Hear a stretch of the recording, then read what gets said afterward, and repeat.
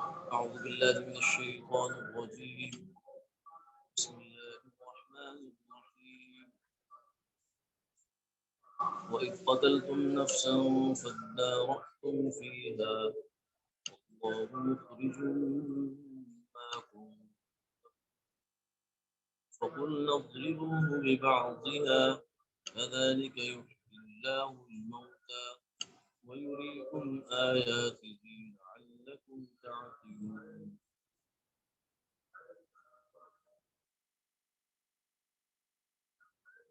ترجمہ: وَإِذْ اور جب قتل تم مار ڈالا تم نے نفسن ایک شخص کو فَدَّارَأْتُمْ فا الگ ہے ادارأتم الگ پھر فا پھر ادارأتم ایک دوسرے پر ڈالنے لگے فیہا اس کے بارے میں واللہ مخرج ما کنتم تکتمون واللہ اور اللہ مخرج ظاہر کرنا تھا.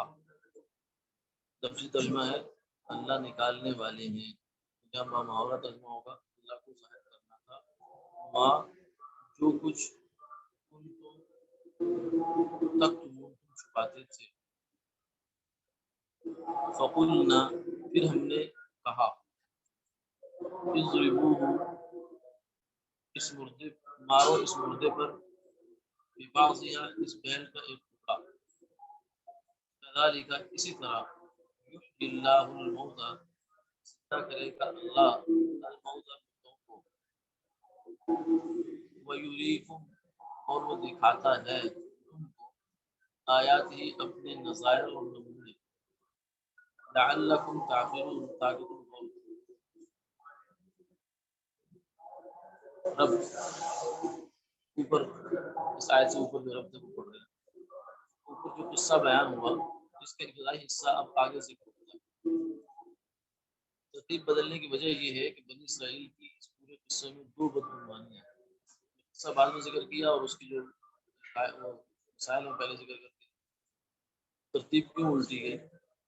اس لیے کہ بنی اسرائیل کی اس پورے قصے میں دو بدعنوانیاں ہیں، ایک قتل کر کے واردات کو چھپانے کی کوشش کرنا اور دوسرے احکام خداوندی میں خواہ مخواہ حجتیں نکالنا. ان دونوں ہی کی طرف پوری توجہ دلانی مقصود ہے جو ترتیب بدلنے سے حاصل ہو رہی ہے، ورنہ ترتیب قائم رکھنے سے ممکن ہے صرف پہلی بدعنوانی کو اصل مقصود سمجھا جائے اور دوسری کو اس کا تتمہ سمجھ کر اصل مقصود نہ سمجھا جائے. ہاں جی، تتمہ ہوتا ہے جو ضمیمہ جو آخر میں چیز آتی ہے، جیسے کھانے کا تتمہ سویٹ ڈش ہے، مقصود تو نہیں ہوتی.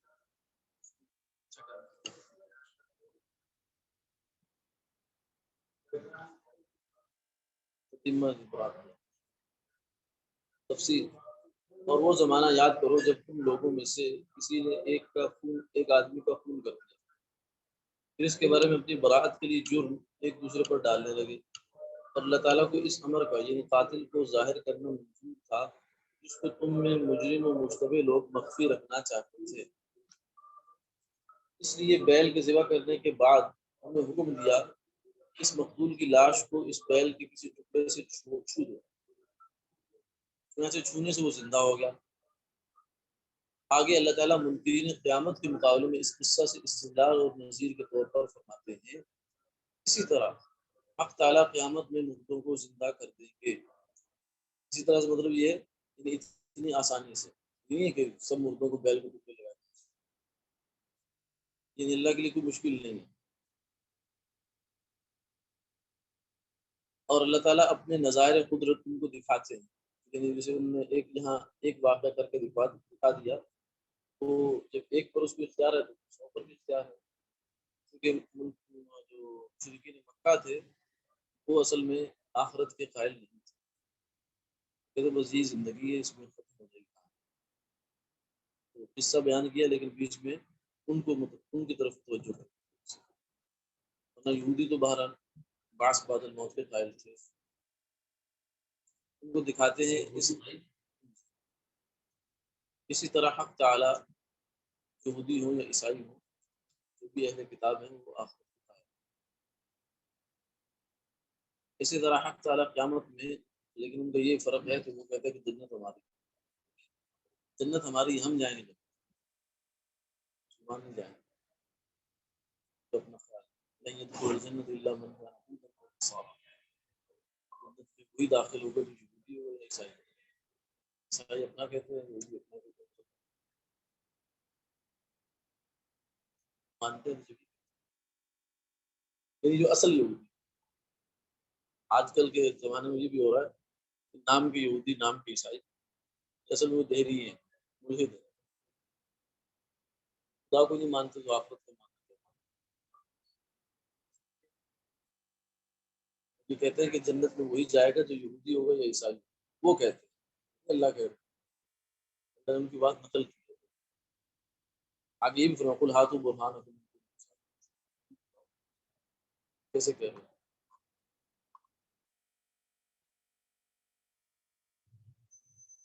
فلا من اسلم وجهه لله ومن يسلم وجهه ربه ولا خوف، اصل بات یہ ہے کہ جو اللہ کا فرمان بردار ہے وہ جو اس زمانے میں یہودیت دین برحق تھا، وہاں اس زمانے کی یہودی بھی ہے۔ جب عیسائیت آ گئی، عیسیٰ علیہ السلام آئے تو ان کے ماننے والے جائیں گے اس زمانے، اور پھر جب اسلام آیا تو پھر اسلام کو ماننے والے جائیں گے۔ یعنی یہ جنت کسی خاص قوم، کسی خاص قبیلے، کسی خاص وقت کے ساتھ خاص نہیں ہے، تو اللہ تعالیٰ کی اطاعت جو مان گیا وہ جائے گا۔ اسی طرح حق تعالیٰ قیامت میں مردوں کو زندہ کر دیں گے، اور اللہ تعالیٰ اپنے نظائر قدرت تم کو دکھاتے ہیں اس توقع پر کہ تم عقل سے کام لیا کرو، اور ایک نظیر کو دیکھ کر دوسری نظیر کے انکار سے باز آؤ۔ یہاں یہ شبہ کرنا بھی درست نہیں ہے کہ حق تعالیٰ کو تو مردہ زندہ کرنے کی ویسے ہی قدرت ہے، سوال ہو سکتا ہے یا مقتول کو زندہ کیے بغیر قاتل کا نام بتایا جا سکتا تھا؟ نبی کو وحی کر کے اللہ کو تو علم تھا کہ کون قاتل ہے اس کا، پھر اس سامان کی کیا ضرورت تھی؟ بات یہ ہے کہ حق تعالیٰ کا کوئی فعل ضرورت اور مجبوری کی وجہ سے نہیں ہوتا۔ یہ سوال کرنے والے کے ذہن میں شاید یہ بات آئی بھی ہے، جیسے انسان ہے نا، انسان کے چونکہ اسباب کی تحت چلتا ہے، اسباب میں چھوٹا سبب بڑا سبب، جو کام چھوٹے سبب سے ہو سکتا ہے اس کو بڑے سے کرنا بیوقوفی سے ہو جاتا ہے۔ ایک اینٹ یا چھوٹا سا پتھر ہے، وہ آدمی ہاتھ سے اٹھا کے سائڈ پہ رکھ سکتا ہے، تو اس کے لیے تو وہ کرین منگوا لے، اور پھر یہ کہ گئی تو حماقت ہے، چھوٹے سبب سے کام ہو سکتا ہے تو بڑے سے کیوں کیا جائے؟ انسان سبب کا کے اندر کام کرتا ہے، تو اللہ تعالیٰ کے لیے یہ بات نہیں ہے۔ اللہ کو کیوں؟ اس لیے کہ اس کے لیے تو سب برابر ہے، اس کے لیے عرش کو پیدا کرنا اور نمک کی ڈلی کو پیدا کرنا برابر ہے۔ تو بات یہ ہے کہ حق تعالیٰ کا کوئی فعل ضرورت اور مجبوری کی وجہ سے نہیں ہوتا، انسان کی ہر چیز احتیاج کے ساتھ ہے، ضرورت کے ساتھ۔ اللہ تعالیٰ کی کوئی فعل ضرورت اور مجبوری کی وجہ سے نہیں، وہ کام اگر نہیں کریں گے اللہ تعالیٰ کے ان کے لیے مسائل کھڑے ہو جائیں گے، یا ان کے خدائی میں کوئی نقص آ جائے گا، کوئی کمی آ جائے گی، بلکہ مصلحت اور حکمت کے لیے وہ جو کچھ بھی کرتے ہیں اس کے اپنے فوائد ہوتے ہیں، مقاصد ہوتے ہیں کچھ، اور ہر واقعہ کی حکمت اللہ تعالیٰ ہی کے احاطہ علمی میں آ سکتی ہے۔ یہی سے ایک ضابطہ جو ہے وہ مشہور ہوا، جو کہ قرآن پاک کی آیات سے ہی نکلتا ہے، فعل الحکیم لا یخلو عن الحکمہ، کہ حکمت والے آدمی کا، شخص ہستی کا کوئی فعل حکمت سے خالی نہیں ہوتا۔ سمجھدار آدمی جتنا سمجھداری میں بڑھتا چلا جاتا ہے، اتنے اس کے کاموں کے پیچھے جو وجوہات ہیں وہ بڑھتی چلی جاتی ہے، عمدہ ہوتی چلی جاتی ہے۔ بیوقوف آدمی جو ہے وہ کچھ بھی کر سکتا ہے، کبھی بھی کچھ کر سکتا ہے، سمجھدار آدمی نہیں کر سکتا۔ اللہ تعالیٰ تو حکیم حکمتی ہے، انسانوں میں جب ایسا نہیں ہو سکتا تو اللہ تعالیٰ کا کوئی فعل حکمت سے خالی کیسے ہو سکتا ہے؟ ہاں یہ الگ بات ہے کہ اس کی حکمت تک رسائی جو ہے نا وہ انسان کو کبھی مل جاتی، کبھی، جیسے خضر علیہ السلام نے جو ہے وہ کشتی کو عیبدار کر دیا، پھر بچے کو قتل کر دیا، پھر دیوار کھڑی کر دی، تو یہ کام تھے، مگر اس کے پیچھے حکمتیں کیا تھی وہ پتہ نہیں تھی، تاکہ موسیٰ علیہ السلام کو پتہ نہیں، وہ پریشان ہو رہے ہیں کہ یہ کیا کر دیا، یہ کیا کر دیا، یہ کیا کر دیا، جب انہوں نے حکمتیں کھول کے بتائی کہ اللہ تعالیٰ کی اس کے پیچھے یہ حکمت ہے، پھر ان کو ہر آدمی کو پھر سمجھ میں آ گئی کہ اچھا اچھا اچھا پھر تو یہ صحیح ہونا چاہیے. فعل الحکیم لا یخلو عن الحکیم. اگر یہ بات انسان کے سمجھ میں آ جائے اور شعور لاشعور میں آ جائے اس کے لیے بہت آسان ہو جاتا ہے کیونکہ اس کے لیے کوئی چیز بھی انہونی نہیں ہے. اگر اس کو بڑے سے بڑی دکھ تکلیف بھی آئی ہے تو پھر اس میں مجھے پتا ہے یا نہیں پتا لیکن ہے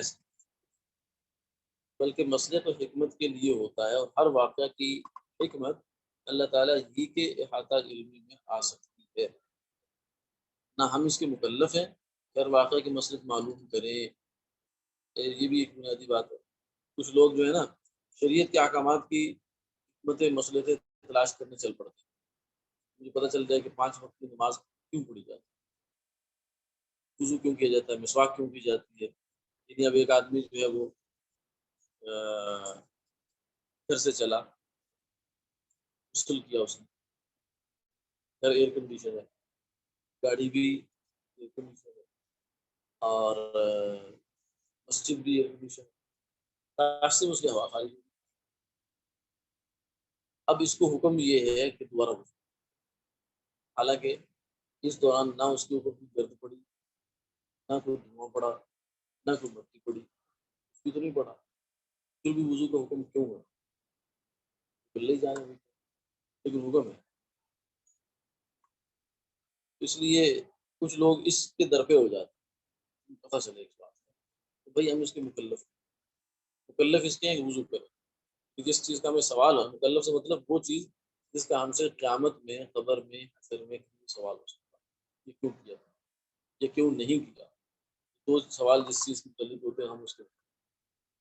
تو یہ اللہ تعالیٰ کبھی بھی نہیں کسی سے پوچھیں گے کہ بھائی میں نے وضو کا حکم دیا تم معلوم کر کے آئے کہ نہیں آئے, بتاؤ مجھے, نہیں آئے تو پھر تمہیں سزا ملے گی.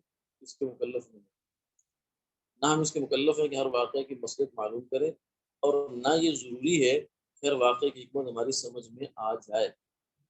بعض دفعہ بڑی عقل والے لوگ جو ہوتے ہیں ان کی سمجھ میں ہوتا ہے. جیسے اللہ تعالیٰ فرمایا وَلَكُمْ فِي الْقِصَاصِ حَيَاةٌ يَا أُولِي الْأَلْبَابِ لَعَلَّكُمْ تَتَّقُونَ. اے عقل والو تمہارے لیے قصاص میں زندگی. اب یہ جو سمجھدار آدمی ہے اس کو تو سمجھ میں آ جائے گی واقعی سمجھ, جس کو اللہ کرے عقل والا وہ تو کہے گا ہاں ہاں بالکل ٹھیک, قتل ہوا اب اس کے بدلے قتل کرو. لیکن جو کم عقل ہے, چاہے وہ دنیا کا جو مرضی پڑا ہوا ہے, سائنٹسٹ ہے اور وہ فلاحوں کی اور سیاروں کی دریافتیں لے کے آ رہا ہے, سب کچھ لا رہا ہے, وہ ہے کم عقل, اس کو نہیں سمجھ میں آئے گی. اس لیے ایک بڑی دنیا بے عقلوں کی ایسی جو کہتی ہے کہ سزا موت ختم کر دی جائے, قاتل کو پھانسی نہ چلایا جائے. پھانسی تو ویسے بھی غلط چیز ہے, لیکن قصاصاً جان کے بدلے جان کا وہ کہتے نہیں. ہمارے پاکستان کا دباؤ ہے کہ پھانسی کی سزا یہاں سے موت کی سزا ہے, وہ سب سمجھدار بنتے اپنے آپ سے, اصل میں بیوقوف. کیونکہ خدا جب کہہ رہے ہیں کہ انسانی جان کا تحفظ اور حرمت ایسے ہی ہو سکتی ہے قصاص کیا, اب ان کو سمجھ میں نہیں آئی حکمت جو اس کی ہے. بہت موٹی سی بات ہے, واضح سی بات ہے. جب قاتل کو یہ معلوم ہوگا کہ میری گردن بھی اڑائی جائے گی اور یقیناً اڑائی جائے گی, تو وہ قتل کے اقدام کرنے سے 10 دفعہ سوچے. لیکن مجھے یہ پتا ہے کہ ہمیشہ کے لیے عمر قید میں بدل جاؤں گا, اور جیل بھی ایسی مزیدار ہوگی, کھانا پینا بھی اچھا ملے گا, بھی ملے گا, سب کچھ ملے گا. پھر وہ نہیں رکے گا, اس طرح سے نہیں رکے گا جیسے یہ والا رکے گا اس کے سامنے قصاصاً کسی گردن اڑا دے. جرم سے باز رکھنے کے لیے حد ہی ہے جو اللہ تعالیٰ کا قانون ہے. اب یہ بات سمجھ میں نہیں آتی, بڑے بڑوں کی سمجھ میں نہیں آ رہی, دنیا کے لحاظ سے بہت بڑے بڑے. تو کوئی ضروری نہیں کہ ہر واقعے کی یا ہر حکم کی حکمت ہماری سمجھ میں آ جائے. اس لیے اس کے پیچھے پڑ کر اپنی عمر عزیز ضائع کرنے کے بجائے بہتر طریقہ تسلیم و سکوت. اللہ کو مانا بس اس کی ہر چیز اللہ کی شرط پہ نہ مانو کہ اللہ اگر ہمیں سمجھ میں آیا تو مانے, اس کو سلام کرتے ہیں. تو اللہ تمہاری سمجھ میں آ گیا وہ کیسے ہو. رب آگے ان واقعات اور خصوصی نعمتوں سے متاثر نہ ہونے پر شکایت فرماتے ہیں. اعوذ باللہ من الشیطان الرجیم ثم قست قلوبكم من بعد ذلك فهي كالحجارة أو أشد قسوة وإن من الحجارة لما يتفجر منه الأنهار وإن منها لما يشقق فيخرج منه الماء وإن منها لما يهبط من خشية الله وما الله بغافل عما تعملون. ترجمہ ثم پھر قصد سخت رہے سخت ہو گئے یا سخت رہے. قساوت یہ اردو میں بھی لفظ استعمال ہوتا ہے ہمارے قساوت قلبی دل کی سختی کے معنی. قلوبکم تمہارے دل من بعد ذالک اس سب کے بعد فہیا سو فا کا ترجمہ سو یا وہ دل ہیں کل حجارہ جیسے پتھر یا ان سے بھی زیادہ سختی میں او اشد قسوہ اشد مطلب شدت ہے قسوہ سختی میں وَإِنَّ اور پتھروں میں وَإِنَّ مِنَ الْحِجَارَةِ اور من الحجارہ پتھروں میں تو ایسے بھی ہیں لما جن سے یتفجر جاری ہوتی ہیں الانہار منہ ان سے الانہار نہریں وَإِنَّ منہا اور ان میں ایسے بھی ہیں لما جو یشقق پھٹ جاتے ہیں فیخرج اور نکلتا ہے منہ ان میں سے الماء پانی وَإِنَّ منہا اور ان میں ایسے بھی ہیں لما جو یہبط گر پڑتے ہیں من خشیت اللہ اللہ کے ڈر سے وَمَا اللہ اور نہیں ہے اللہ بغافل بے خبر عما اس سے تعملون جو تم کرتے ہو. تفسیر ایسے ایسے واقعات کے بعد چاہیے تھا کہ تم لوگوں کے دل بالکل نرم اور حق تعالیٰ کی عظمت سے پر ہو جائے. اس لیے جو ہے نا قرآن پاک کے اگر ہم مطالعہ کریں تو ایک بات بار بار قوموں کے تذکروں میں ملتی ہے کہ نبی سے جب قوموں نے معجزات مانگے تو بہت زیادہ فراخ دلی سے معجزے نہیں دکھائے. نبی سے قوم معجزہ مانگ رہی ہے نبی کہتے اچھا میرے اختیار میں نہیں ہے اللہ کو منظور ہوگا کریں گے. ایسے نہیں ہے کہ بس ادھر سے ڈیمانڈ آئی ادھر معجزہ ڈیمانڈ آئی اور معجزہ ایسا نہیں کیا. اس سے بعض ذہن میں سوال آتا ہے کہ معجزے سے اگر ایمان کی تقویت ہوتی ہے تو پھر فائدہ نہیں چاہیے اللہ کی قدرت میں کیا کمی صرف جب بھی کسی نے معجزہ مانگا دکھاتے چلے جاتے. اصل بات یہ ہے کہ معجزہ جو ہے یہ سلیم الفطرت آدمی کے لیے تو ایمان پر آمادہ کرتا ہے جو پہلے سے ماننے کے لیے آمادہ ہے لیکن ہر انسان کے لیے معجزہ مفید نہیں. وہ بلکہ بعض دفعہ سرکشی میں اور بڑھتا اس کی کفر جو ہے وہ پہلے اگر 70% کفر ہے اب وہ 100%. اسی لیے معجزہ دکھانے کے بعد اتمام حجت ہوتا ہے. اللہ تعالیٰ کی طرف سے ان کی مہلت پوری ہوگی اب عذاب آئے تو معجزے اللہ تعالیٰ نے دکھا تاکہ انسانوں کو مہلت مزید ملتی ہے. اس میں بھی اس کی خصلت ہے. آج بھی ایک دنیا ایسی ہے جو اس بات کی قائل نہیں ہے کہ اللہ ہے اور وہ یہ ڈیمانڈ کرتے ہیں کہ اگر اللہ ہے تو دکھا. یعنی جو غیب کے پردے کی چیز ہے وہ چاہتے ہیں کہ ہمیں اس دنیا میں اسی آنکھ سے اسی صلاحیت کے ساتھ ہم اس کا مشاہدہ کریں. تو اگر اللہ ان کو دکھا بھی دیں تو بھی ان میں سے بہت سے ماننے والے جیسا کہ پچھلی قوموں میں نہیں مانا. بڑے سے حتیٰ کہ قرآن یہ کہتا ہے کہ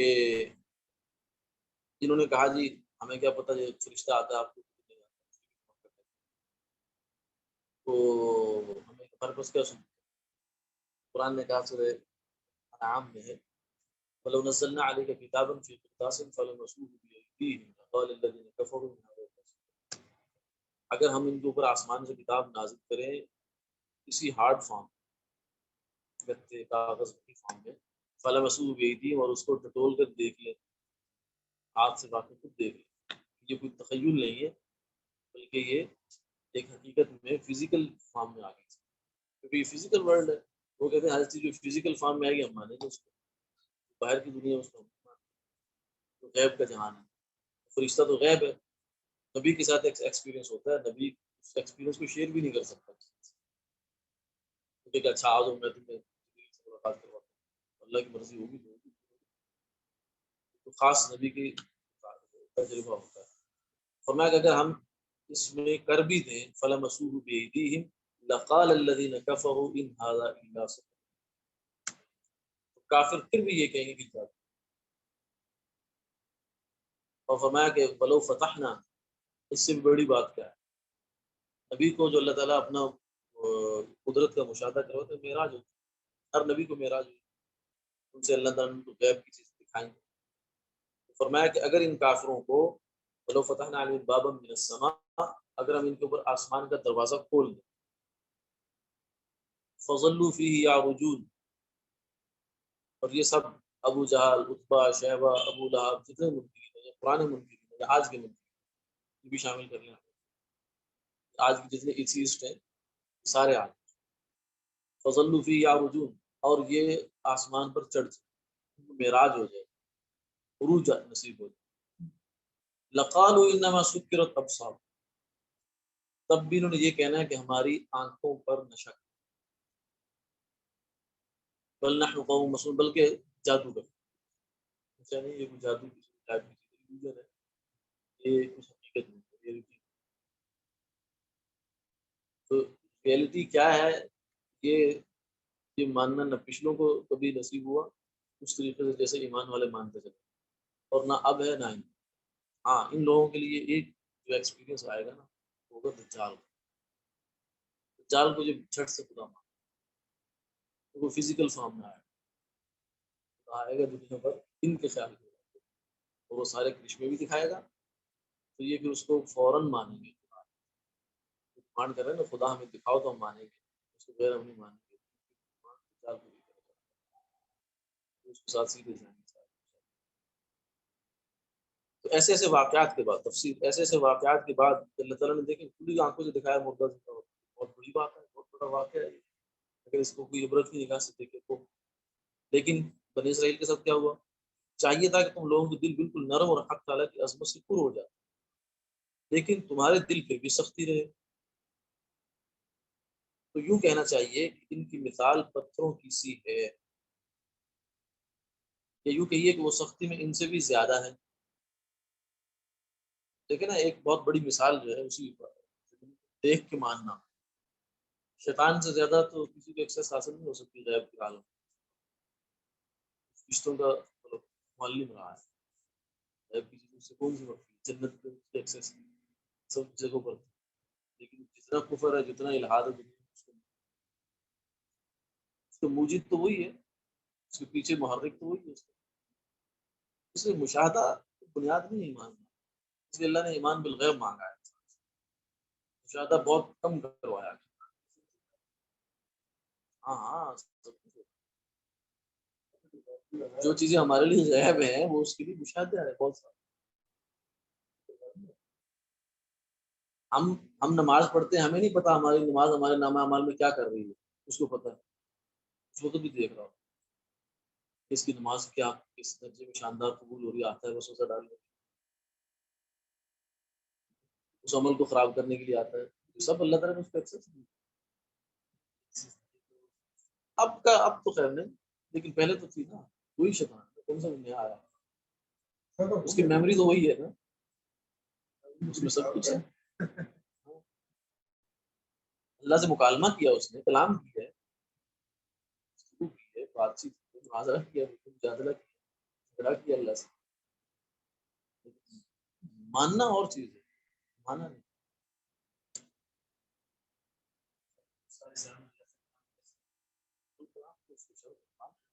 اللہ سے مکالمہ نہیں تو قرآن میں کیا سجدہ کیوں نہیں کیا, کہتے میں بہتر ہوں, دفاع ہو جا, کہتے اچھا مجھے مہلت چاہیے. جب مہلت آگے جا کے چیلنج کرتا رہا, میں ان کو جناب دیکھو کیا کرتا ہوں, لاختہ لیکن رضو کے اللہ خلیل آدم کی دیکھو میں بہت تھوڑے بچیں گے, باقی سب غلط ہٹ جا. ڈائریکٹ بات واسطہ نہیں. اس لیے مشاہدہ جو ہے نا یہ اصل نبی کی ذات پر اعتماد، یہ انسان سچا ہے، اس نے غیب دیکھا ہے، اس نے قبر دیکھی ہے، اس نے جنت دیکھی ہے، یہ کہتا ہے تو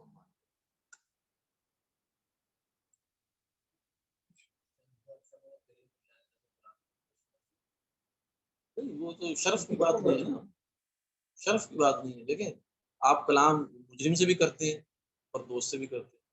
صلی اللہ علیہ وسلم دوست والی بات ہے اور اس سے مجرمانہ ہے. اللہ کلام تو جہنمیوں سے بھی کریں. خالق صوفیہ ولا تکلمو، چپ ہو جاؤ، دفع ہو جاؤ، میرے سے بات نہ کرو. کلام ہی ہے نا، ان سے بات نہ کرو، دفع ہو جاؤ یہاں سے نکل. کلام ہے لیکن اس کا انداز ہو رہا ہے. یوں کہیے کہ وہ سختی میں ان سے بھی زیادہ ہیں، پتھر سے بھی سخت ہو گئے. اور زیادہ سخت اس وجہ سے کہا جاتا ہے کہ بعض پتھروں تو ایسے ہیں کہ بڑی بڑی نعمتیں، اور انہیں پتھروں میں سے بعض ایسے ہیں کہ جو شک ہو جاتے ہیں. ان سے اگر زیادہ نہیں تو تھوڑا ہی پانی نکل آتا ہے. اور انہیں پتھروں میں بعض ایسے بھی ہیں جو دیگر طبی اسباب کے علاوہ ایک سبب انہیں اللہ تعالیٰ کے خوف سے اوپر سے نیچے لڑک آتے ہیں خشیت سے، جبکہ تمہارے قلوب میں کسی قسم کا اثر ہی نہیں ہوتا. انسان کا دل ایسی چیز ہے کہ اگر یہ بن جائے عرش سے عرش کے برابر ہو جاتا ہے، دل عرش معلّہ ہو جاتا ہے. اور اگر یہ بگڑ جائے تو پھر کوئی چیز بھی اس کا مقابلہ. پتھر سے بھی فرمایا کہ زیادہ سخت ہو. حالانکہ پتھر دنیا کی سب سے سخت چیز سمجھی جاتی ہے، جبکہ تمہارے قلوب میں کسی قسم کا اثر ہی نہیں ہوتا. اور اس سختی اور قساوت کی وجہ سے جو اعمال بد صادر ہوتے ہیں، حق تعالیٰ تمہارے ان اعمال سے بے خبر نہیں ہے، جلد سزا پہنچاتا ہے.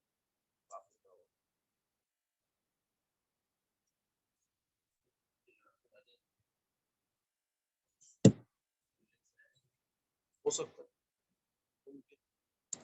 ساری تو نہیں، کبھی کبھی کو واقعہ ایسا ہوتا ہے، ہر جگہ نہیں.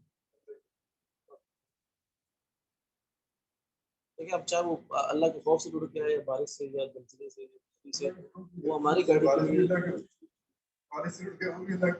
انسان کے لیے پیغام اجل ہے، چاہے اس کی حکمت جانے یا نہ جانے. یہ نہیں کہ اللہ کی خشیت سے میں اس کے پیچھے کھڑا ہوں، بھاگنا ہے اس سے. عمرہ نہیں اس کے جاننے کا کوئی فائدہ نہیں، بس اللہ نے کہا کہ واضح ہے.